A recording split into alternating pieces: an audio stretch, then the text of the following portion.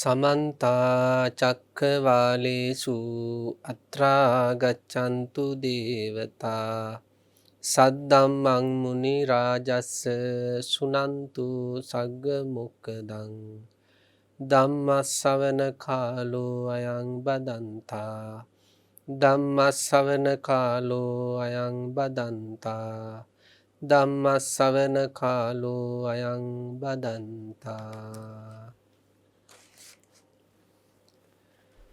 නමෝ තස්ස භගවතෝ අරහතෝ සම්මා සම්බුද්දස්ස නමෝ තස්ස භගවතෝ අරහතෝ සම්මා සම්බුද්දස්ස නමෝ තස්ස භගවතෝ අරහතෝ සම්මා සම්බුද්දස්ස වන්දනීය පූජනීය ගරුතර ලෝකවාසී මහා සංඝරත්නයන් අවසරයි ශ්‍රද්ධාවන්ත කාරුණික ගුණවන්ත පින්වත්නි අද දවසේත් සූත්‍ර ධර්ම විවරණ ධර්ම දේශනාව සමග අපේ පින්නතුන් සම්බන්ධ වෙලා සිටින අවස්ථාව.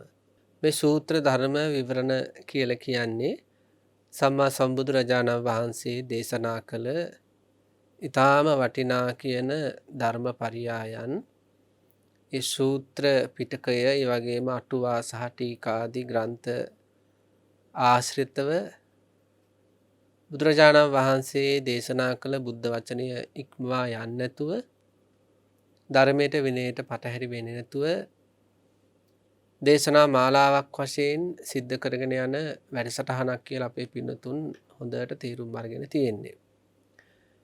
ඉතින් මෑණි දේශනා මාලාවක් ජයමග රූපහානි නාලිකාව ඇසුරු කරගෙන සිද්ධ කරන්නේ සමාජය තුල සල්ප වශයෙන් හරියම් අධර්මයක් අවිනයක් තියෙනවා නම් ඒ අධර්මයේ අවිනය දැන ගැනීමට නම් ධර්මය විනය දැනගත යුතු නිසා. ඉතින් ඒ සඳහා විශේෂයෙන්ම තෝරගෙන තියෙන්නේ පළමුවෙන්ම මජ්ක්‍ධිම නිකායේ එන මධ්‍යම ප්‍රමාණයේ සූත්‍ර දේශනා 152. මේ වෙනකොට පින්වත්නි වග්ග 14ක වග්ග 7ක සූත්‍ර දේශනා අපි සාකච්ඡා කළ අවසන්. වග්ග 7ක් කියන්නේ එතකොට එතන තියෙනවා සූත්‍ර දේශනා 70ක්. දැන් අපිට තියෙන්නේ 8 වෙනි වග්ගයේ සූත්‍ර දේශනා මොනවද කියලා අද දවසේ සාකච්ඡා කරලා බලන්න. වර්ග 7ක සූත්‍ර දේශනා 70ක් අපි මේ වෙනකොට දේශනා කළා. දැන් අලුතෙන් වර්ගයක් තියෙනවා පරිබ්බාජක වර්ගය කියලා. මෙන්න මේ වර්ගය තුල තියෙන සූත්‍ර ධර්ම 10 මොකක්ද කියලා තමයි අද අපි සාකච්ඡා කරන්න බලාපොරොත්තු වෙන්නේ. ඒක දේශනා කරාට පස්සේ අපේ පිනතුන්ට දැනගන්න පුළුවන් හෙට තියෙන්නේ මොන දේශනාවද අනිද්ද තියෙන්නේ මොන දේශනාවද මේ විදිහට ඉදිරි දින 10 ඇතුළත සිද්ධ වෙන දේශනාවන් මොනවද සහ ඒ දේශනාවල තියෙන අඩංගු වෙලා තියෙන දේශනා සාරය මොකක්ද කියලා අද පිනතුන්ට දැනගන්න පුළුවන්. එතකොට මොකද්ද මේ වර්ගය? පරිබ්බාජක වර්ගය. පරිබ්බාජක කියන්නේ පිරිවැජි කියන අර්ථය. සම්මා සම්බුදු පියාණන් වහන්සේගේ දයාව කරුණාව පින්නත්නි පැතුරුනේ තෙරුවන් සරණගේ ශ්‍රාවකයන්ට විතරක් නෙවෙයි. බුදුරජාණන් වහන්සේ හමුවේ දරුවන්සේ හික්මෙන ශ්‍රාවකයන් හමුවේ විතරක් නෙවෙයි බුදුරජාණන් වහන්සේගේ දයාව කරුණාව පැතුරුනේ. සාමාන්‍ය ලෝකයාගේ දයාව කරුණාව තමන්ට යහපත කරන තමන්ට අවනත වෙන අයට විතරක් පැතිරෙන ස්වභාවයක් තියෙද්දි තථාගතයන් වහන්සේලාගේ දයාව කරුණාව මේ ලෝකේ ඉන්න සියලුම සත්වයන්ට පැතිරෙනවා. ඒ වගේ තථාගතයන් වහන්සේගේ දයාව කරුණාව පැතුරුණු තවත් එක් පැතිකඩක් තමයි මේ පරිබ්‍රාජකවරු කියලා සඳහන් කරන්නේ. බුද්ධ කාලයේ මෙහෙම පරිබ්‍රාජකවරු දහස් ගණන් හිටියා. පිරිවැජිවරු. ඒ බොහෝ පිරිවැජිවරු පින්වත්නි වැරදි දෘෂ්ටි සමාදන් වෙලා තමයි හිටියේ. සාස්වත දෘෂ්ටි, උච්ඡේද දෘෂ්ටි ආදී විවිධ වැරදි දෘෂ්ටි සමාදන් වෙලා සංසාර ජීවිතේම වරද්ද ගන්න පැතිකඩවල් ඔස්සේ තමයි ඉස්සරහට යමින් හිටියේ. මේ සූත්‍ර මේ දේශනා 10 තුලම සඳහන් වෙලා තියෙන අඩංගු වෙලා තියෙන්නේ අපේ තථාගතයන් වහන්සේ වැරදි මග යන වැරදි මග ගියපු පිරිවැජියන්ට පිහිටුවන ආකාරය. මේ බොහෝ සූත්‍ර අවසානයේ තියෙනවා ඒ සමහර පිරිවැජිවරු මේ ශාසනයට ඇතුල් වෙලා තෙරුවන් සරණ ගියා විතරක් නෙවෙයි ශාසනයට ඇතුල් වෙලා උපසම්පදා සීලය ලැබලා විතරක් නෙවෙයි අභිඥා සහිතව ත්‍රිවිද්‍යාදී සහිතව අරිහත්ත්වය සාක්ෂාත් කළ හැටි. එතකොට තථාගතයන් වහන්සේගේ කරුණාව පැතිරලා ගිය තවත් පැතිකඩක් තමයි මේ සූත්‍ර දේශනා තුළ විග්‍රහ වෙන්නේ. ඉස්සෙල්ලාම තියෙනවා පින්නත්නි අපිට මේ සූත්‍ර 10 පොඩ්ඩක් මොකක්ද කියලා තේරුම් ගන්න. ලියා ගන්න අයට ලියා ගන්න පුළුවන් සටහන් කර ගන්න අයට පළවෙනි සූත්‍රය තමයි තේවිජ්ජ වච්ච ගොත්ත සූත්‍රය. දෙවෙනි සූත්‍රය අග්ගි වච්ච ගොත්ත සූත්‍රය. ඊළඟට මහා වච්ච ගොත්ත සූත්‍රය. දීඝනක සූත්‍රය. මාගන්ධිය සූත්‍රය. සන්දක සූත්‍රය. මහා සකුළුදායි සූත්‍රය. සමන මණ්ඩිකා සූත්‍රය. චූල සකුළුදායි සූත්‍රය. වේකනස්ස සූත්‍රය. සූත්‍ර 10යි. හරිම ගැඹුරු කාරණා කතා වෙන සූත්‍ර මේ අතරේ තියෙනවා. දැන් දේශනාවේ අපි කෙටියෙන් නමුත් එක එක සූත්‍රය ගැන සාකච්ඡා කරගෙන යද්දී ලියා ගන්න බැරි වෙච්ච සටහන් කරගන්න බැරි වෙච්ච පින්නතුන්ට සටහන් කරගන්න පුළුවන් පරිබ්‍රාජක වර්ගයේවත් පිරිවැජි වර්ගයට අදාළ සූත්‍ර මොනවද කියලා. අපිට ඉස්සෙල්ලාම කතා කරන්න තියෙන්නේ තේවිජ්ජ වච්ච ගොත්ත සූත්‍රය පිළිබඳව. පින්නත්නි අපේ පින්නතුනුත් ගෘහස්ත ජීවිත ගත කරන අය. ගෘහස්ත ජීවිත ගත කරද්දී බොහෝ බන්ධන සහිතව තමයි ওই ජීවිත අරගෙන යන්න වෙලා තියෙන්නේ. බන්ධන එහෙම නැත්නම් සංයෝජන සහිතව තමයි ওই ජීවිතය අරගෙන යන්න වෙලා තියෙන්නේ. ජීවිතේ පවත්වාගෙන යන්නට යම් යම් දේවල් ජීවිතයට එකතු කරගත්තත් අපේ පින්නතුන්ටම තේරෙන්නේ නැහැ, පින්නතුන්ටම නොතේරී ඒ ජීවිතේ පවත්වාගෙන යාමට ජීවිතේට යහපත කර ගැනීමට ඒ හේතු වෙන එකතු කරගත්ත දේවල් විශේෂෙහි Tamanටත් නොදැනී බන්ධ නැති වෙලා තියෙනවා. බැඳීම් ඇති වෙලා තියෙනවා. දැන් අපේ සමහර අය කියන්නේ සමහර අවස්ථාවල මන් දන්නේවත් නැහැ බැඳීමක් ඇති වෙලා. ඒ වගේ සමහර දේවල් Tamanට අහිමි වෙනකොට තමයි දැනෙන්නේ කොච්චර බැඳීමක් තිබිලා තියෙනවද කියලා. එහෙමත් අපේ පිළිතුරට අත්දැකීම් ඇති. ඒ වගේ ගිහි ජීවිතයක් ගෙවද්දී බොහෝ කාම වස්තු Tamanට රූප, ශබ්ද, ගන්ධ, රස, ස්පර්ශ සහ යම් යම් පුද්ගලයන් ආදී වශයෙන් දූ දරුවන් ආදී වශයෙන් එහෙම විවිධ දේවල් ඇසුරු කරද්දී Tamanටම තේරෙන්නේ නැහැ, Tamanටම දැනෙන්නේ නැහැ. ඒවා වෙනස් වෙනකොට, කැඩෙනකොට, බිඳෙනකොට, ඒවා නපුරු වෙනකොට තමයි Tamanගේ හිතේ උපදින දුකානුව Taman තේරුම් ගන්නේ දෙයනේ මොනතරම් බැඳීමක් මේ ජීවිතේට මේ දේවල් වලට මට තිබිලා තියෙනවද කියලා. ඉතින් මේ තේවිජ්ජ වච්චගෝත්‍රයේ අපේ සම්මා සම්බුදු රජාණන් වහන්සේගෙන් මේ වච්චගොත්ත කියන පිරිවැජියා හරි අපූර්ව ප්‍රශ්නයක් අහනවා. ගිහි බන්ධන ගිහි සංයෝජන අත්නොහැර මරණින් පසු දුක් කෙලවර කළ අයෙක් ඇද්ද කියලා බුදුරජාණන් වහන්සේගෙන් අහනවා. බුදුරජාණන් වහන්සේගෙන් අහනවා මේ ගිහි ජීවිතේ ගත කරද්දී ඒ ගිහි ජීවිතේ පවත්වාගෙන යන්න එකතු කරගන්න ජීවි සහ අජීවී දේවල් විශේෂෙහි බැඳීම් සහිතව ජීවත් වෙනෝනේ සමහර අය. ඒ බැඳීම් දුරු කරගන්න උත්සාහ කරන්නේ දුරු කරගන්න ප්‍රතිපදාවක් දන්නේ.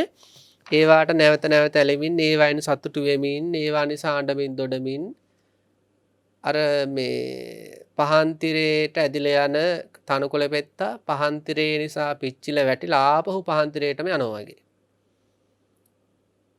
දුක් විඳින්නට හේතුණු දේවල් වලටම නැවත සැනසෙල්ලක් ලැබෙයි කියලා ඇදිලා යන ගතියක් තියෙනවා.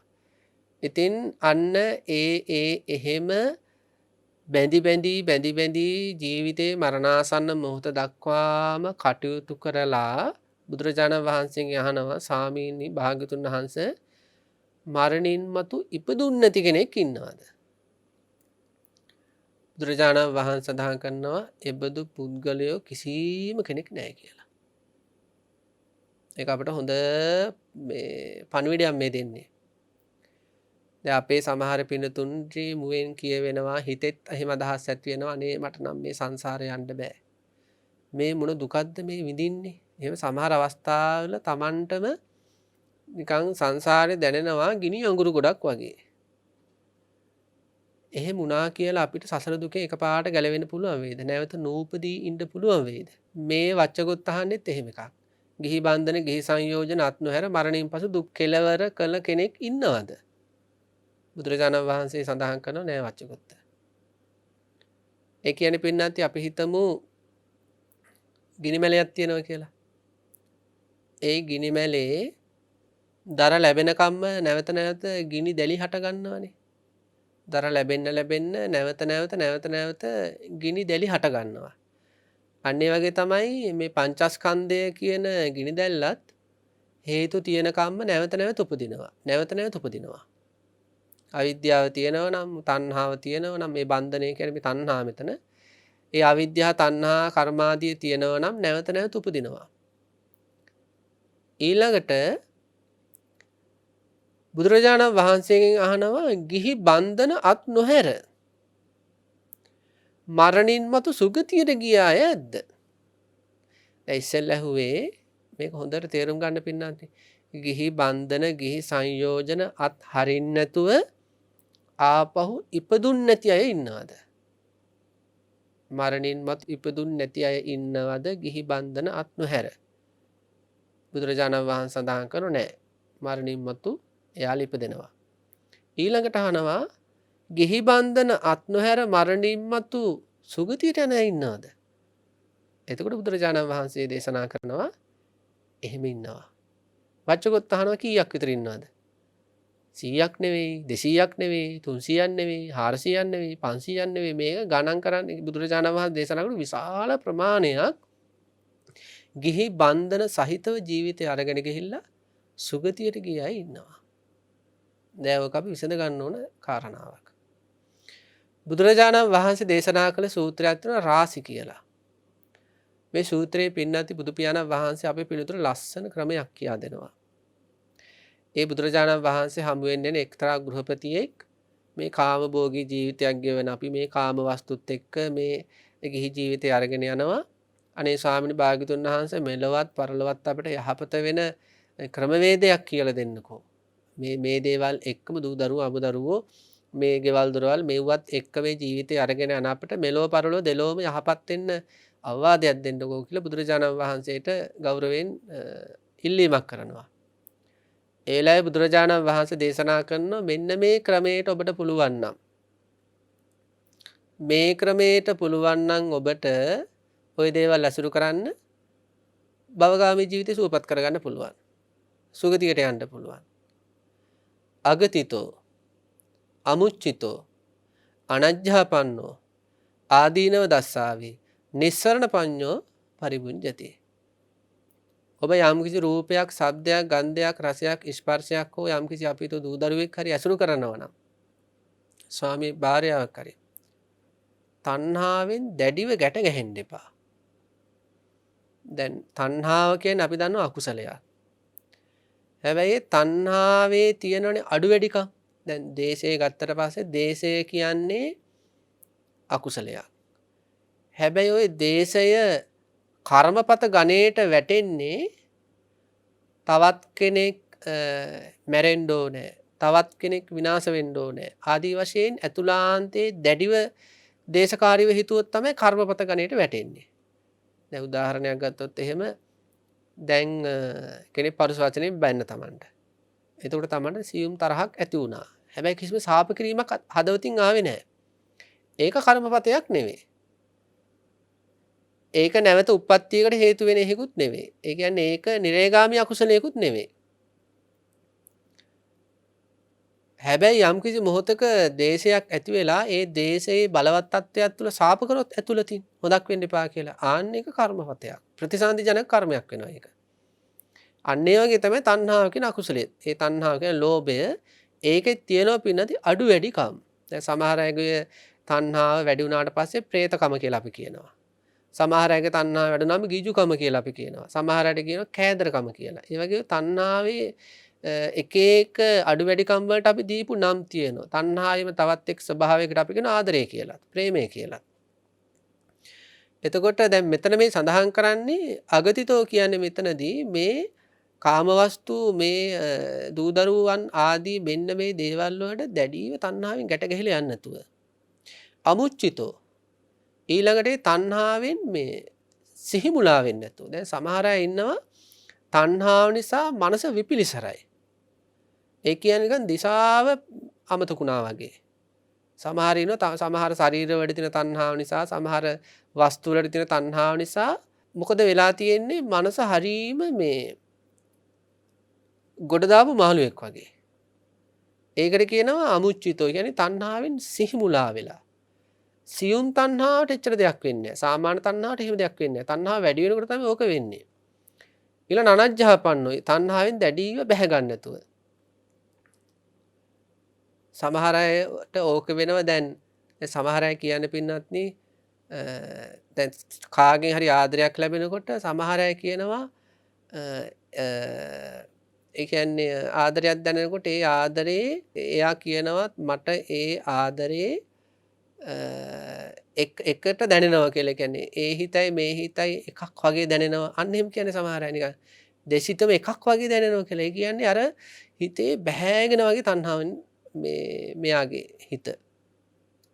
ඒක සමහර අපින්නතුන් අත්දැකලා ඇති. සමහර අයගේ ආදරය ලැබෙනකොට ඒ ආදරයට කොච්චර තමන් ආදරයද කියනනම් තණ්හා කරනවද කියනනම් තමන්ට ඒකයි මේක එකක් කොට වගේ දැනෙනවා. අන්න ඒකට කියන තණ්හාවෙන් බැස ගැනීමක් එතන තියෙන්නේ. තණ්හාවෙන් බැස ගැනීමක්. එතකොට බුදුරජාණන් වහන්සේ දේශනා කරන්නේ අන්න එහෙම බැස ගැනීමක් නැතුව. අනජ්ජාපන්නෝ එහෙම බැස ගැනීමක් නැතුව.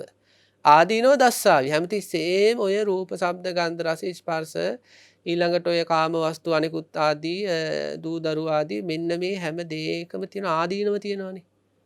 ආදීනව ඇත්තනේ කියන්නේ ඒවා ඇතිවීම නැතිවීම අනිත්‍ය ස්වභාවය තියෙනවා. අන්න ඒ පිළිබඳ නුවණ ඇති කරගනිමින් එහෙම දකිමින් නිස්සරණ පඤ්ඤෝ පරිබුඤ්ජති. මේ නික්මීමේ අදහසින් සසර දුකෙන් නික්මීමේ අදහසින් ඒවා ඇසුරු කරන්න ඕනේ. අන්න එහෙම ඇසුරු කළොත් අන්න ඒ වගේ අය සුගතියට යන්න පුළුවන්.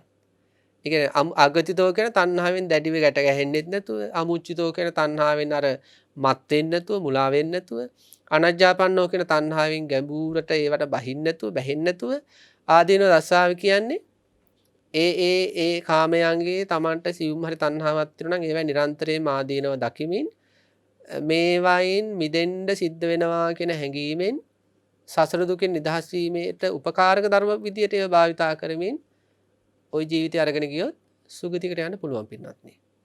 හැබැයි දැඩි තණ්හාවෙන් මත් වෙලා ඒවයි බැහැගෙන එහෙම ආදීනව දකින්න නැතුව සදාකාලිකවටම ලැබිච්ච දේවල් කියලා එහෙම ගමනක් ගියොත් නම් ඉතින් වරදිනවා.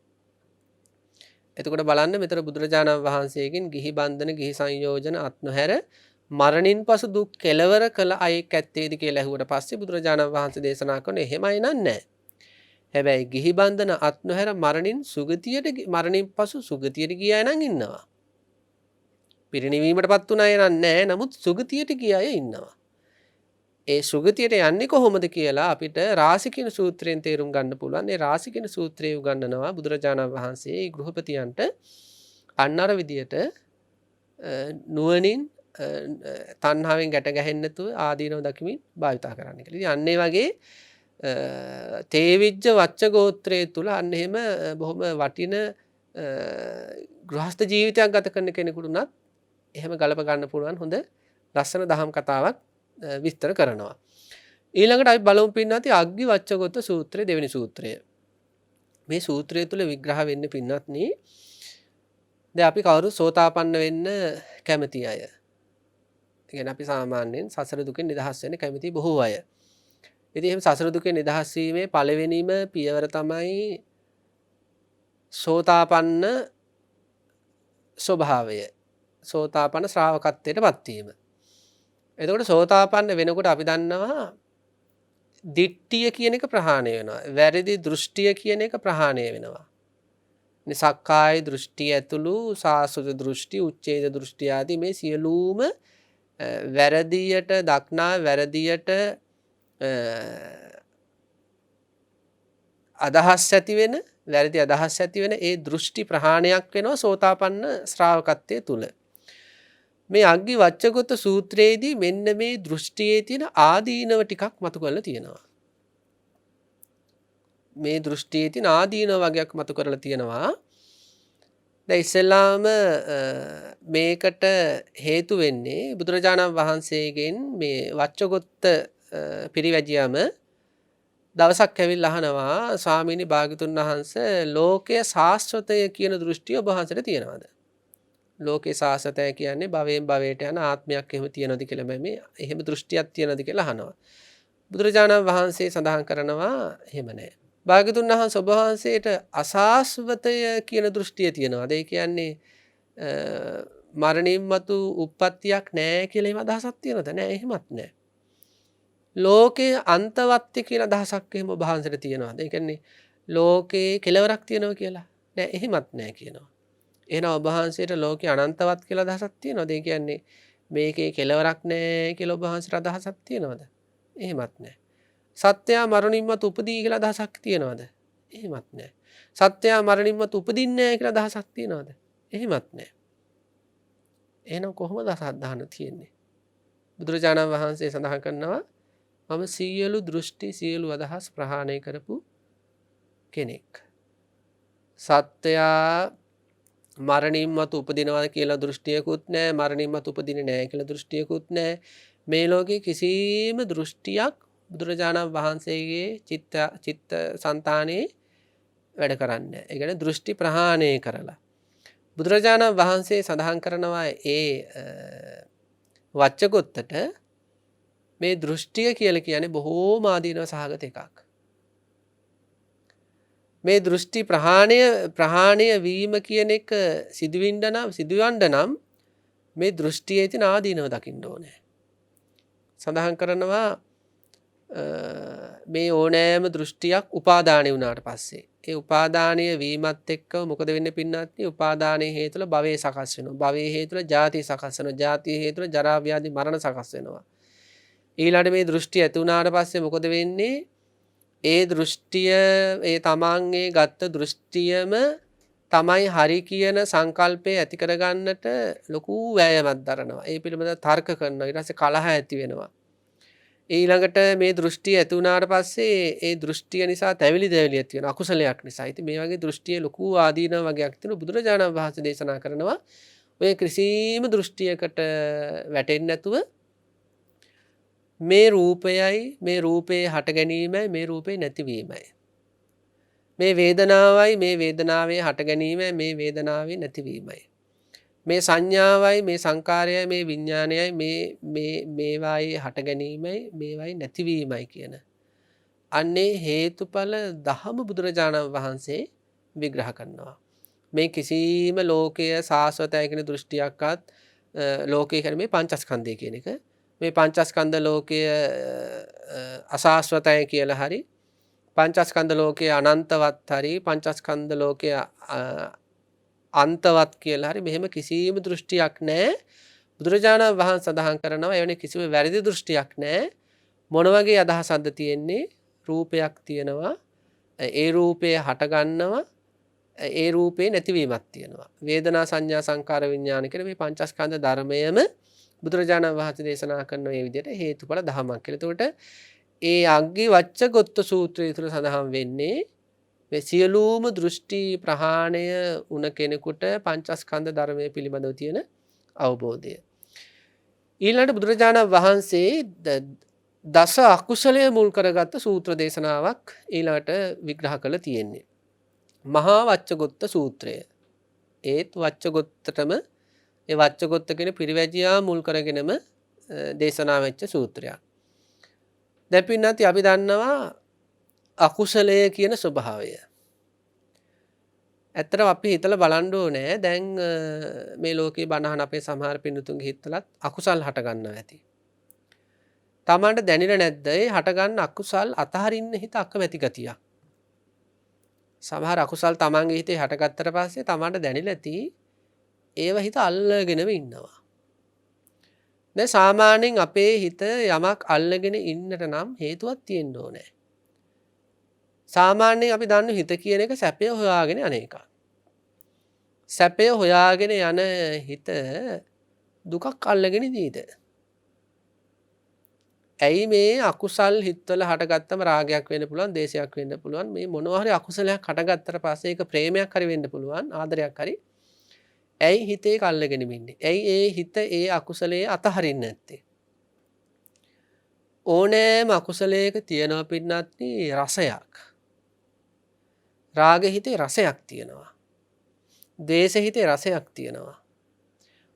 ආදරය කියන හැඟීමේ රසයක් තියෙනවා. එහෙම රසයක් දැනෙන්නේ ඒ මෝහය නිසා.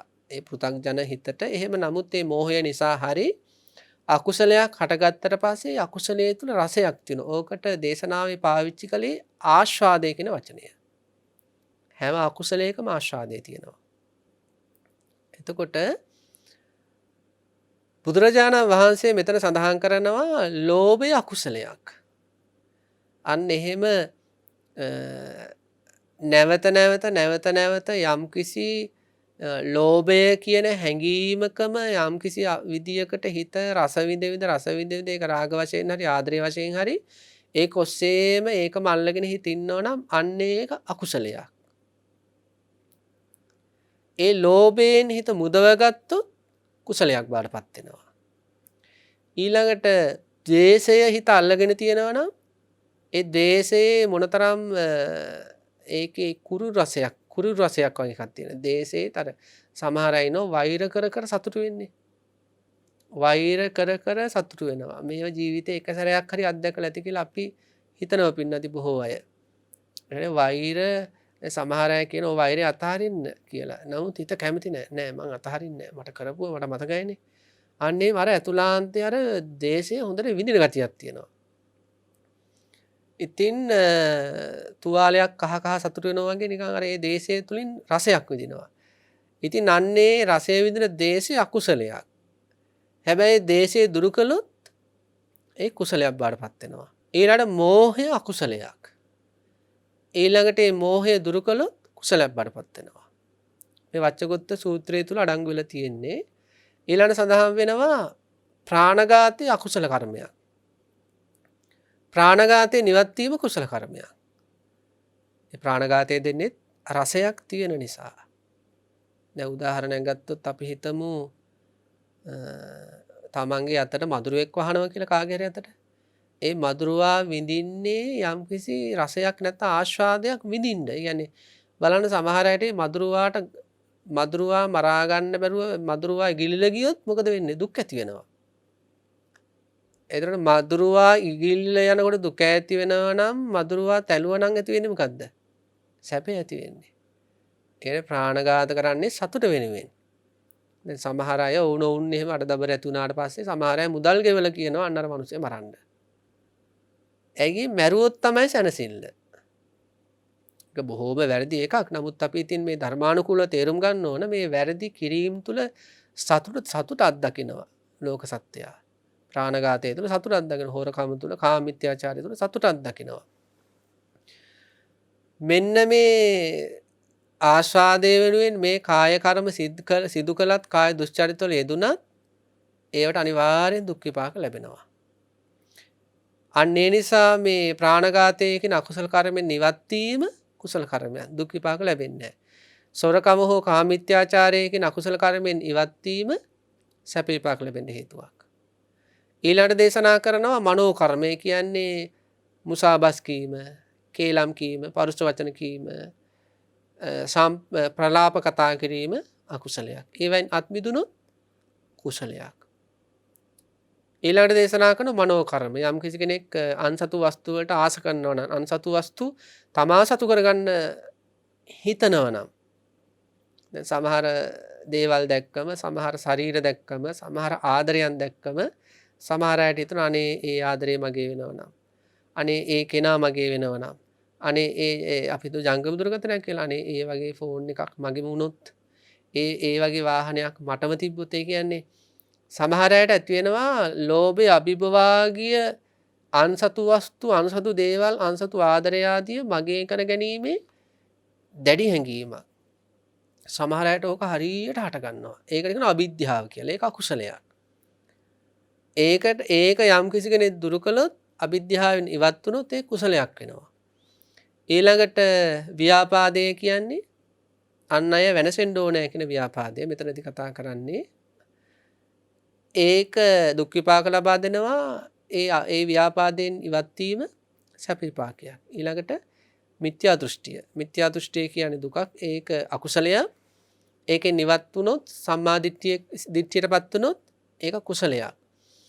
ඉතින් මේ විදියට මේ වච්චගොත්ත සූත්‍රයේ බුදුරජාණන් වහන්සේ මේ දස අකුසලයේ පිළිබඳ විශේෂම විස්තර කරලා ඊළඟට විශේෂම සඳහන් කළ තියෙනවා ඒ බුදුරජාණන් වහන්සේ වැඩ වාසය කරපු කාලේ අනාගාමී අය කොතරම් ඉන්නවද ඊළඟට සකෘදාගාමී අය කොතරම් ඉන්නවද? ඒ කියන්නේ බුද්ධ ශාසනය කොතරම්නම් මාර්ගඵල උත්තමයන් වහන්සේලාගෙන් පිරිච්ච එකක්ද කියලා මේ වච්චගොත්ත එක්ක කතා කරන අවස්ථාවක් තමයි මේ සූත්‍රය තුල ඉදිරියේදී තව සඳහන් වෙලා තියෙන්නේ. අපි පිනතුන්ට ඉදිරියේදී මේ දේශන අහන්න පුළුවන්. අපි කෙටියෙන් මේ සිහිපත් කරන්න. ඊළඟට තියෙනවා දීඝනක සූත්‍රය. දීඝනක සූත්‍රය තුල සඳහන් වෙන්නේ අපේ සාරිපුත්තයන් වහන්සේ සහ ඊළඟට දීඝනක පිරිවැජියාට ලොකු වෙනස්කමක් කරපු සූත්‍රයක් මේක. සාරිපුත්තයන් වහන්සේ සෝතාපන්න වෙලා බුදුරජාණන් වහන්සේ ළඟ පිළිවෙත් පුරන අතරේ දීඝනක කියන පිරිවැජියා මේ සාරිපුත්තයන් වහන්සේගේ ඥාති පුත්‍රයෙක්. බුදුරජාණන් වහන්සේ හමු වෙන්නට ඇවිල්ලා තමන් මේ ලෝකේ කිසියම් දෘෂ්ටියක් පිළිගන්නේ නැහැ කියලා අදහසක් ඉදිරිපත් කළා. ඒ අදහස ඔස්සේ බුදුරජාණන් වහන්සේත් එක්ක සාකච්ඡාවකට ඇතුල් වෙනවා. අන්න ඒ වෙලාවේ මේ සාකච්ඡාව තුළ තියෙනවා නාම රූප විදර්ශනාව. ඒ කියන්නේ කය විදර්ශනාවට අරගෙන තියෙනවා අනිච්චතෝ දුක්ඛතෝ රෝගතෝ ගණ්ඩතෝ සල්ලතෝ අගතෝ වශයෙන්. ඊළඟට වේදනා ස්කන්ධ අරගෙන තියෙනවා අනිච්චා සංකතා පටිච්චසමුප්පන්නා කියලා. මෙන්න මේ විදර්ශනාත්මක මේ සාකච්ඡාව අවසාන වෙද්දී දීඝනක පිරිවැජියා සෝතාපන්න වෙනවා. සෝතාපන්න වෙලා හිටපු සාරිපුත්තයන් වහන්සේ අරිහත්ත්වයට පත් වෙනවා. එතකොට ධර්ම දේශනාවක් තුලින් යම් කිසි කෙනෙක් අවබෝධයකට පත් වෙන්න පුළුවන් කියලා සංකල්පයක් අපිට මෙතනින් දැනගන්න පුළුවන්. දැන් සෝතාපන්න වෙලා හිටපු සාරිපුත්තයන් වහන්සේ රහත් වුණා මේ දේශනාව අවසානයේදී. ඊළඟට උච්ඡේද දෘෂ්ටිය සමාදන් වෙලා හිටපු දීඝනක කියන පිරිවැජියා සෝතාපන්න වුණා මේ ධර්ම සාකච්ඡාව තුලදී. එතකොට එතනින් ඔප්පු වෙනවා ධර්ම සාකච්ඡා තුලදී ධර්ම දේශනා තුලදී සෝතාපන්න වෙන්නත් පුළුවන් රහත් වෙන්නත් පුළුවන්. එහෙනම් සකෘදාගාමී වෙන්න පුළුවන් අනාගාමී වෙන්න පුළුවන් කියන කාය අහන දෙයක් නෑ. හැබැයි එහෙම කියලා අපි භාවනා එහෙම නොකර හිටියොත් මොකද වෙන්නේ? දැන් මේ දීඝනක පිරිවැජියා සාරිපුත්තයන් වහන්සේ එහෙම ඒ ජීවිතෙත් එහෙම විශේෂයෙන්ම මේ සාරිපුත්තයන් වහන්සේ සෝතාපන්න වුණාට පස්සේ පිළිවෙත තුල හිටියා. ඊළඟට සංසාර ගමනේ මේ උතුමන් වහන්සේලා දෙනමම සසර ජීවිතේ හොඳට ප්‍රතිපත්තියෙන් පුරාගෙන ආපු අය. ඒ නිසා අපි මේවා වාසියට ගන්න හොඳ නැහැ කවදාවත්. අනේ එහෙනම් බණ අහලා නිවන් දකින්න පුළුවන් මොකටද භාවනා කරන්න කියලා අපි ඒ වගේ පහත් තත්ත්වයකට වැටෙන්න හොඳ නැහැ. තථාගතයන් වහන්සේ අපට අනුශාසනා කරලා තියෙන්නේ ආරෂ්ඨාංග මාර්ගය ගත්තත් සම්මා සතිය වඩන්න කාය වේදනා චිත්ත ධම්ම කියන අනුපස්සනාව වඩන්න ඊළඟට සම්මා සමාධිය ධ්‍යාන වඩන්න මේ බුදුන් වහන්සේගේ අනුශාසනාව. නමුත් අන්නේ විදිහට හොඳට සමථවිපස්සනා වඩලා තියෙන කෙනේ සසර ගමනේදී හරි ධර්ම ශ්‍රවණයකදී ධර්ම සාකච්ඡාවකදී අවබෝධයකටපත් වෙන්න පුළුවන් කියලා මේ දීඝනක සූත්‍රයෙන් අපට ඔප්පු කරගන්න පුළුවන්. ඊළඟට දේශනාවක් තියෙනවා පිළිදී මාගන්ධිය සූත්‍රය කියලා. මේක පස්වෙනි සූත්‍ර ධර්මයේ මේ පිරිවැජි වර්ගයේ තියෙන. මේ සූත්‍රය තුල සඳහන් වෙනවා පින්වත්නි මේ හරිම ලස්සන උපමාවක්. මේක අපේ හිතේ තියාගන්න වටින උපමාවක්. මේ කාමයන්ගෙන් ලබන සැපය පිළිබඳව. කාම සුඛය කියලා අපි කියන්නේ. රූපකාම, ශබ්දකාම, ගන්ධකාම, රසකාම, පහසකාම කියන මෙන්න මේ කාමයන් තුලින් අපි ලබන සැපයට කියනවා කාම සුඛය කියලා. ඒ කාම සුඛය බුදුරජාණන් වහන්සේ හරිම පහත් මේ උපමාවකට සමාන කරනවා. ලැජ්ජ හිතනේ උපමාව ඇහුවට පස්සේ බුදුරජාණන් වහන්සේ මේ මාගන්ධිය කියන බමුණට තමයි මේ කතාව කියන්නේ. ඔන්න යම්කිසි පුරුෂයෙක් ඉන්නවා පින්නත්නි කුෂ්ඨ රෝගයක් තියෙන. මේ කුෂ්ඨ රෝගය හොඳටම නරක වෙලා මේක සැරව ගලනවා. මේක බොහෝ නරක තත්ත්වයට පත් වෙච්ච කුෂ්ඨයක්. ඔය ඒ කාලේ තිබිලා තියෙනවා ඔහොම කුෂ්ඨ රෝග ඇති වුණාට පස්සේ මේ ගිනි අඟුරු කබලක් ගන්නවා. ගිනි අඟුරු කබලක් අරගෙන කුෂ්ඨය තියෙන ප්‍රදේශයේ ඒ ගිනි අඟුරු කබලට ලං කරනවා. එන සාමාන්‍යයෙන් රස්නේ දැනෙන මට්ටමට ලං කරනවා. එතකොට සැපයක් ඇති වෙනවා. ඒකට කියන කුෂ්ඨ රෝග ගින්නෙන් තවනවා කියලා. එතකොට එහෙම ගිනි කබලකට මේ කුෂ්ඨ රෝගයක් තියෙන කෙනෙක් තමන්ගේ කකුලක නම් තියෙන්නේ කකුල ලං කරාට පස්සේ සැපයක් ඇති වෙනවා. බුදුරජාණන් වහන්සේ දේශනා කරන කාම සැපය, කාම සුඛයත් අන්න ඒ වගේ සැපයක් කියනවා. ඊළඟට බුදුරජාණන් වහන්සේ දේශනා කරනවා මේ ඔන්න යම් කිසි කෙනෙක් මේ උතුම් බුද්ධ ශාසනය තුල මේ කාමයන් තුලින් අත්දකින සැපයට විතරක් හිර වෙලින් නැතුව මීට එහා තියෙන සැපයක් තියනවද කියලා බලලා ධ්‍යාන සැපය ගැන දැනගෙන මෙයා ධ්‍යාන සැපයකට උත්සාහ කරනවා. ඒ කියන්නේ අපි සාමාන්‍ය ලෝකයා දැනගෙන තියෙන නැත්තම් සාමාන්‍ය ලෝකයට දැනෙලා තියෙන සැපේනේ ඔය කාම සැපය කියන්නේ. ඒකට කුෂ්ඨේ තව තව විඳින සුවයක් වගේ. කෙනෙකුට අහන්න ලැබෙන ධ්‍යාන සුව ගැන. ඒක දිව්‍ය කාමයේ අභිභාගීය සුවයක්නේ ධ්‍යාන සුවය කියන්නේ. අන්නේ ධ්‍යාන සුවය ගැන අහගන්න ලැබිලා මෙයා ඒ ධ්‍යාන සුවේ අත්දකින්නට අවශ්‍ය වෙරවීරිය වඩලා ධ්‍යාන සුඛයකට එනවා. බුදුරජාණන් වහන්සේ දේශනා කරනවා ඒ ධ්‍යාන සුඛයට ආපු කෙනාට ඊට පස්සේ කම් සැප දැනෙන හැටි. දැන් ඉස්සෙල්ලා සඳහන් කරානේ අර කුෂ්ඨ රෝගයක් තියෙන කෙනා කුෂ්ඨේ රත් කර සැප විඳිනවා කියලා, සුවයක් ලබනවා කියලා. බුදුන් වහන්සේ දේශනා කරනවා ඒ කුෂ්ඨ රෝගේ හොඳටම හොඳ වෙනවා. දැන් මෙයාගේ කුෂ්ඨ රෝගේ නිට්ටාවට හොඳ වුණා. මේ කුෂ්ඨ රෝගේ නිට්ටාවට හොඳුනාට පස්සේ මෙයාට දැන් සැපයක් තියෙනද නැද්ද? මෙයාට හරි නිදහසක් තියෙනවා. මෙයා දවසක් ගමනක් යනවා. මෙයා දවසක් ගමනක් යද්දි මෙයා දකිනවා Taman ඉස්සෙල්ල කළා වගේම Taman ඉස්සර කළා වගේම කුෂ්ඨයක් ගිනි කබලකින් තව ඉන පුද්ගලයෙක්. බුදුරජාණන් වහන්සේ මාගන්ධිය වමුණගෙන් අහනවා දැන් මෙයාට අරක දකිද්දි ආස හිතේද ඉස්සර වගේ කුෂ්ඨයක් හදාගෙන තව ඉන්න තිබ්බනම් කියලා. අනේ නෑ ස්වාමීනි එහෙම අදහසක් එන්නේ නෑ. පිළිතුර තේරෙනවනේ දැන් කුෂ්ඨයක් තව ඉඳලා ඒ කුෂ්ඨය කොහොමද හොඳ කරගත්තා. හොඳ කරගෙන කාලයක් මෙයා හොඳින් ජීවිතය ගත කරලා හම්බෙන් දකිනවා මෙයා කරපු වැඩේ වෙන කෙනෙක් කර ඉන්නවා. කුෂ්ඨයක් ඇදලා තව ඉන්නවා. දැන් මෙයාට ඕක ගැන ආසාවක් එන්නේ නෑනේ. අන්න ඒ වගේ කියනවා පින්නදී ධ්‍යාන සුඛයකට ගියපු කෙනාට කම් සැප දැනෙන්නේ. අර කම් සැප විඳීම අර කුෂ්ඨේ තව ඉන්නවා වගේ. ධානයේකට ගියා කියන කුෂ්ඨේ හොඳ වුණා වගේ. ඒ කුෂ්ඨේ හොඳ වුණ කෙනා කවදාවත් අර වගේ කුෂ්ඨයක් ඇති කරගන්න උත්සාහ කරයිද? අර වගේ කුෂ්ඨයකින් විඳීමකට ආස උපදීද? අපි තේරුම් ගන්න ඕනේ පින්නත්නි අපි මේ ලාමක රූපයක් දිහා බලලා සද්දයක් දිහා බලලා ගන්ධයක් දිහා බලලා රසයක් දිහා බලලා මොක හරි පහසක් ලැබලා කෙනෙක්ගේ ආදරයක් හරි ලබලා අපි ලබන්නේ හරිම ලාමක හීන දීන වින්දනයක්. එහෙමම දකින්න ඕන. කාම සුඛාලේ කාණ යෝගයේ බුදුරජාණන් වහන්සේ දුන්න සහතිකය මොකද්ද? හීනෝ, ගම්මෝ, පෝතුජ්ජනිකෝ, අනරියෝ, අනත්ත සංහිතෝ. ඒක හරිම හීනයි. කාමසුවේ හීනයි. හරි ග්‍රාම්‍යයි. ඒක පහත්. පෝතුජ්ජනිකෝ ඒක පෘථග්ජනයෝ විසින් කරගන්න දෙයක්. ලාමක පෘථග්ජනයන්ගේ වැඩ. අනරියෝ ආර්යයන් වහන්සේලා ඒව පස්සේ යන්නේ නැහැ එහෙම. අනත්ත සංහිනෝ කිසිම අර්ථයක් නැහැ. ජීවිතේට අර්ථවත් භාවයක් එකතු කළ දෙන්නේ නැහැ. එතකොට අපි අපේ ජීවිතයේ ඒක එහෙමම අවබෝධ කරගන්න ඕනේ. කාමයන්ට අගයක් දෙන්න එපා. කාම වස්තු වලින් ලැබෙන සුවයට අගයක් දෙන්න එපා. ඒකට කුෂ්ඨේ ගිනි කබල ළඟ තියාගෙන රත් කොන්න වගේ දකින්න. බලන්න දාලා තියෙන පහත ඒක. බුදුරජාණන් වහන්සේ මෛතුන සේවනයේට දුන්න සහතිකය මොකද්ද? අසුචි සැපය. අපි දැනගන්න ඕන හින්දා මේ කියන්නේ පින්නත්නි. අපි සංසාර ජීවිතයේම ওই ලාමක රූප කාම ශබ්ද කාම ආදී ඕවාට හිර වෙලා ඕව අස්සෙම ගුලි ගහිලා ලිඳ ඇතුළේ ඉන්න මැඩිය වගේ තමයි සසර ගමනේ අපි යන්නේ. ලිඳ ඇතුළේ ඉන්න මැඩියටත් ඒක ඇතුළේ තියෙන දේවල් ගැන අවබෝධ මිසක් මේ ලිඳෙන් එළියේ අවට පරිසරයේ තියෙන සුන්දරත්වය ගැන කිසිම අවබෝධයක් නැහැනේ.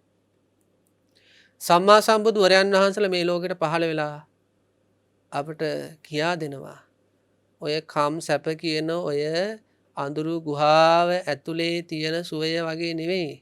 ඔය ලිඳෙන් ගොඩ එන්න අන්න තියෙනවා ධ්‍යාන සැප. ඒ ධ්‍යාන සැප දෙවියන්ගේ දිව්‍ය කාමයනුත් අභිභවා ගියප එකක්. මනුෂ්‍ය කාමුණත් දිව්‍ය කාමුණත් දෙකම ඉතින් අර කුෂ්ඨ තව මේ විඳින වගේ තමයි. එයා පහත් කොටම දකින්න පින්නත්. ඒකට අගයක් නම් දෙන්න එපා. අගයක් දෙනව කියන්නේම වටිනාකමක් දෙනව කියන්නේම ඔව සතුටින් පිළිගන්නවා කියන එක. ඒකම සසර ගමනට හේතුවක් වෙනවා. පහත් දේ පහත් කොටම දකින්න. තමන් ඒ පැත්තට ඇදිලා යනවනම් ඉතින් සංසාර දෝෂෙට කරන්න දෙයක් නැහැ. හැබැයි දැනගෙන යන්න. මේ උසස් සැපයක් විඳින්න යනවා කියලා අනේ යාගේ ආදරේ හරි උසස් ඒ සැපේ මන් විඳිනවා කියලා එහෙමනම් හිතන්න එපා. හිතන්න මගේ ශාස්ත්‍රුන් වහන්සේ කුෂ්ඨයක් තව ලබන සැපයකට සමාන කරපු එකක් තමයි මම මේ විඳින්නේ ආදරේ කියලා.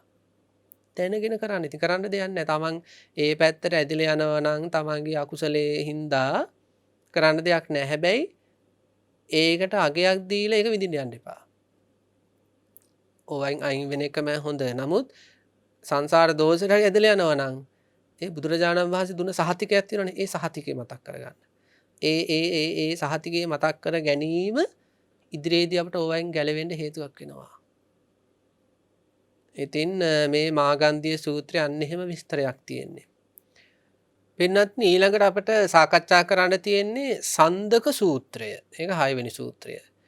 ඒ සන්දක සූත්‍රයේදී පින්නති බුදුරජාණන් වහන්සේ දේශනා කරනවා බ්‍රහ්මචරික වාසයන් 4ක් සහ අබ්‍රහ්මචරික වාසයන් 4ක් සහ සැනසීමක් නැති බ්‍රහ්මචරික වාසයන් 4ක් සහ ඊළඟට සැනසීමක් ලැබෙන බ්‍රහ්මචරික වාසය පිළිබඳව. අබ්‍රහ්මචරික වාසයන් 4ක් ගැනත් සැනසීමක් නැති බ්‍රහ්මචරික වාසයන් 4ක් ගැනත් සැනසීම ලැබෙන මේ ශාසනික බ්‍රහ්මචර්යාව ගැනත් උගන්වන්නේ සන්දක කියන සූත්‍රයේදී සන්දක කියන පිරිවැජයට. ඉතින් ඊළඟට තියෙන පින්නන්ති අපිට සාකච්ඡා කරන්න මහා සකුළුදායි සූත්‍රය. මෙන්න මේ සූත්‍රය තථාගතයන් වහන්සේ ගැන මහා ශ්‍රද්ධාවක් උපදවා ගන්න හේතුන සූත්‍රයක්. දැන් පින්නන්ති අපේ ජීවිතවල අපිට සම්මා සම්බුදු රජාණන් වහන්සේ ගැන පැහැදීමක් තියෙනවානේ. මේ සූත්‍රය හදාරද්දී අපිට දැනගන්න පුළුවන් අපි බුදුරජාණන් වහන්සේ බලාපොරොත්තු වන විදියටමද මේ පැහැදිලි වෙන්නේ කියලා. ඉතින් බුදුරජාණන් වහන්සේ දැන් අවබෝධයකට හේතු වෙන පැහැදීමක් පිළිබඳව බුදුරජාණන් වහන්සේට අවබෝධය තිබ්බනේ. අපිට කොහොම පැහැදීමක් ඇති වෙන්න ඕන කියලා තථාගතයන් වහන්සේ ගැන. මේ සූත්‍රය හදාරද්දී පින්නතුන්ටම දැනේ අද කෙටියෙන් මතක් කරනවා අපි පින්නතුන්ටම දැනේ අනේ ඒ ශ්‍රද්ධාව මාතුල තියෙනවා කියලා. මේ සූත්‍රයට හේතුනේ සකුළුදායි කියන පිරිවැජියා. දවසක් සකුළුදායි කියන පිරිවැජියා බුදුරජාණන් වහන්සේ හමු වෙනට ඇවිල්ලා බුදුරජාණන් වහන්සේට සඳහන් කරන ස්වාමීනි භාග්‍යවතුන් වහන්සේ ඔබ වහන්සේගේ ශ්‍රාවකයෝ ගරු කරනවා. සත්කාර කරනවා. මම දන්නව ඇයි කියලා. මේ සකුළුදායි පිරිවැජියා කියනවා මම දන්නව ඇයි ශ්‍රාවකයෝ ඔබ වහන්සේට ගරු කරන්නේ සත්කාර කරන්නේ. කාරණා 5ක් හින්දා තමයි ඔබ වහන්සේට ඔබ වහන්සේගේ ශ්‍රාවකයෝ ගරු කරන්නේ. බුදුරජාණන් වහන්සේ විමසනවා. එහෙනම් කියන්න බලන්න. මොනවද ඒ කාරණා කියලා. එතකොට සඳහන් කරනවා ස්වාමීනි ඔබ වහන්සේ ආහාර අල්පයයි ගන්නෙ. ඒ නිසා තමයි ශ්‍රාවකයෝ පැහැදිලි ඉන්නේ ඔබ වහන්සේට. ගරු කරන්නේ ඒකයි. ඊළඟ සඳහන් කරන ස්වාමීනි ඔබ වහන්සේ ලැබෙන චීවරයකින් ජීවිතය පවත්වනවා. ඒකයි ශ්‍රාවකයෝ පැහැදිලි ඉන්නේ. ඊළඟ සඳහන් ඔබ වහන්සේ හැමදාම පින්ඩ පාතේ වඩිනවා. ඒකයි ශ්‍රාවකයෝ පැහැදිලි ඉන්නේ. ඊළඟ සඳහන් කරන ඔබ වහන්සේ ලැබෙන සෙනසුනක තමයි වැඩ වාසය කරන්නේ. ඒකයි ශ්‍රාවකයෝ පැහැදිලි ඉන්නේ. ඊළඟ සඳහන් කරන ස්වාමීනි ඔබ වහන්සේ උපදි විවේකයට එහෙම නැත්නම් කායි විවේකයට හුදකලාවට කැමති. ඒකයි ශ්‍රාවකයෝ පැහැදිලි ඉන්නේ. බුදුරජාණන් වහන්සේ මොකද සඳහන් කරන්නේ? සකුළුදායි මගේ ශාසනයේ ඉන්නවා බෙලි ගෙඩියක් තරම් ආහාර ගන්න ශ්‍රාවකයෝ. බෙලි ගෙඩි භාගයක් වගේ ආහාර ගන්න ශ්‍රාවකයෝත් ඉන්නවා. හැබැයි මම නම් සමහර දවස්වලට සමහර කාලවලට මගේ පාත්‍රයේ මුවවිට දක්වාම මුවවිට ආසන්න වෙනකම්ම දාණය අරගෙන වළඳනවා. එතකොට දැන් මගේ ශ්‍රාවකයෝ මම අල්පාහාර ගන්නවා කියලා පැහැදෙනවා නම් ලොකු ගැටලුවක් එනවනේ එතකොට. මොකද සමහර කාලවලට මටත් වඩා අල්පාහාර ගන්න ස්වාමීන් වහන්සේලා, ශිෂ්‍යයන් වහන්සේලා, ශ්‍රාවකයෝ මේ ශාසනයේ ඉන්නවනේ. ඊළඟට ඔබ සඳහන් කරනවා ලැබෙන චීවරයකින් ඔබ වහන්සේ යැපෙනවා කියලා. සමහර අවස්ථාවල ගෘහපතියෝ පූජා කරන චීවරත් මම බාර ගන්නවා. හැබැයි සකුළුදායි මගේ සමහර ශ්‍රාවකයෝ ඉන්නවා පාංශු කුල සිවුරු විතරමයි පාවිච්චි කරන්නේ. එතකොට මම ලැබෙන චීවරයකින් විතරක් සෑහීමකට පත් වෙනවා කියලා යම්කිසි ශ්‍රාවකෙක් පැහැදෙනවා නම් අර පාංශු කුල දරන ශ්‍රාවකයෝ එතකොට මොකද වෙන්නේ? ඊළඟ සඳහන් කරනවා ඔබ සඳහන් කරනවා මම පින්ඩපාතෙම වළඳනවා කියලා. එහෙම නෑ. මම සමහර නිමන්ත්‍රණ එහෙම නැත්නම් සමහර ආරාධනා පිළිගන්නවා. ආරාධනා පිළි අරගෙන රජගෙවල් වලට ගිහිල්ලා දානේ වළඳනවා. හැබැයි මගේ සමහර ශ්‍රාවකයෝ ඉන්නෝ පින්ඩපාතික අංගයම සමාදන් වෙලා. ගෙයින් ගේට පිළිපිසිඟා යෑම විතරමයි. ඊළඟ සඳහන් කරනවා ඔබ කියනවා මම මේ කාය හුදකලාවට මේ බොහෝ කැමති කෙනෙක් කියලා. කාය හුදකලාවෙම ඉන්න කෙනෙක් කියලා. එහෙම හිතන්න එපා. මම සමහර අවස්ථාවල සිව්වනක් පිරිසම මැදි කරගෙන ඉන්නවා.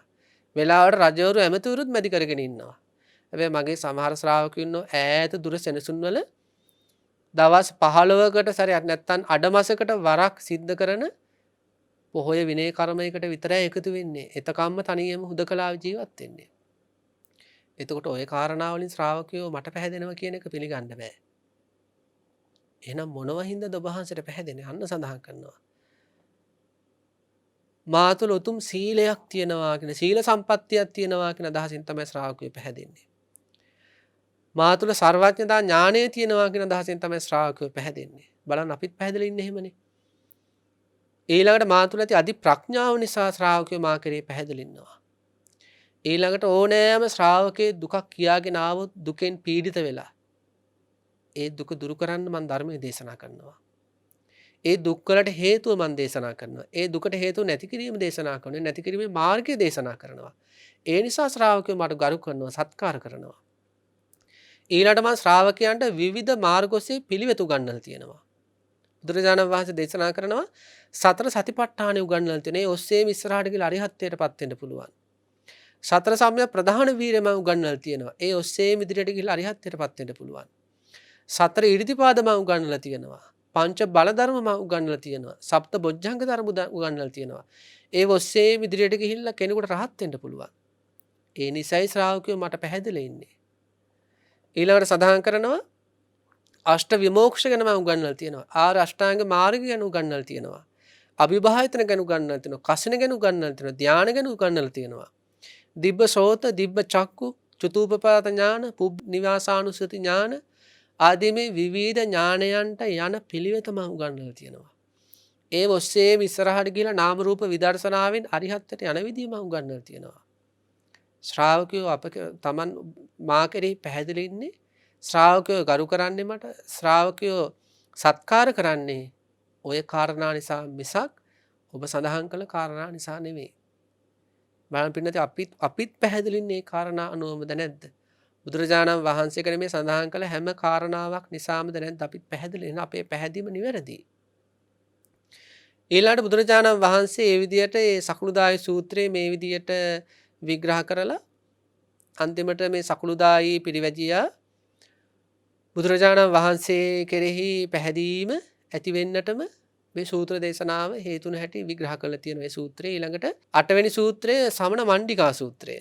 මේ සමන මණ්ඩිකා සූත්‍රයේ සඳහන් වෙන්නේ පංචකංග කියන වඩුවා බුදුරජාණන් වහන්සේ සමග කළ සාකච්ඡාවක්. ඒ සාකච්ඡාව තුළ සඳහන් වෙන්නේ පින්වත්නි කුසල වූ කාය කර්ම, කුසල වූ වාක් කර්ම සහ ආජීව පාරිශුද්ධ සීලය සහ එතනින් එහාට ගිහිල්ලා ඔය කාම සංඥා, ව්‍යාපාද සංඥා ආදී අන්නේ සංකල්ප පිළිබඳව. ඊළඟට චූල සකුළුදාය සූත්‍රයේ තියෙන මේ චූල සකුළුදාය සූත්‍රයේදීත් ඊළඟට තියෙන වේකනස්ස සූත්‍රයේදීත් සඳහන් වෙන්නේ මෙන්න මෙහෙම දෙයක්. අපි කෙටියෙන් මතක් කරන්නේ කාලය අවසන් වෙලා තියෙන නිසා. ඒ වේකනස්ස කියන මේ ගුරුවරයාත් සකුළුදායි කියන ශිෂ්‍යයාත් මෙන්න මේ දෙන්නම සඳහන් කරනවා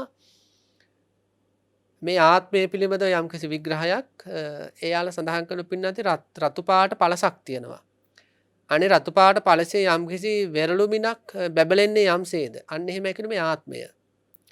ඊළඟට සඳහන් කරනවා මරණින් මතු මේ ආත්මය සදාකාලිකව ඒ බැබලෙන ස්වභාවයෙන් පවතිනවා කියලා. අනික බොහෝම වැරදි දෘෂ්ටියක් ඉදිරිපත් කරනවා. ඉතින් බුදුරජාණන් වහන්සේ ඒ දෘෂ්ටිය කණාමැදිරි එළියකටම අරගෙන කියන්නේ නිඳා කරලා බුදුරජාණන් වහන්සේ මේ සකුළුදායි සහ වේකනස්ස කියන ඒ ගුරුවරයාත් ශිෂ්‍යයත් දහමට ගන්න ස්වභාවය මේ සූත්‍ර ධර්ම දෙකේම විස්තර කරලා තියෙනවා. ඒ සූත්‍ර ධර්ම දෙකම ටිකක් ගැඹුරුයි මේ දෘෂ්ටි පිළිබඳව කතා බහ කරන නිසා. ඉතින් මෙන්න මේ විදියට පින්වත්නි පිරිවැජියන් සම්බන්ධව බුදුරජාණන් වහන්සේ සමග සිද්ධ වෙච්ච සාකච්ඡා මුල් කරගෙන විග්‍රහ කරපු සූත්‍ර ධර්ම 10 උන පරිභාජක වර්ගය හෙවත් සිංහලෙන් කිව්වොත් පිරිවැජි වර්ගය කියන මෙන්න මේ වර්ගයේ මේ සූත්‍ර 10 තමයි විස්තර කරලා තියෙන්නේ. ඉතින් මෙන්න මේ සූත්‍ර ධර්ම 10 ඉදිරි දින 10 දී ගෞරවතර ස්වාමීන් වහන්සේලා දේශනා කරනවා. ඉතින් ශ්‍රවණය කරන්න.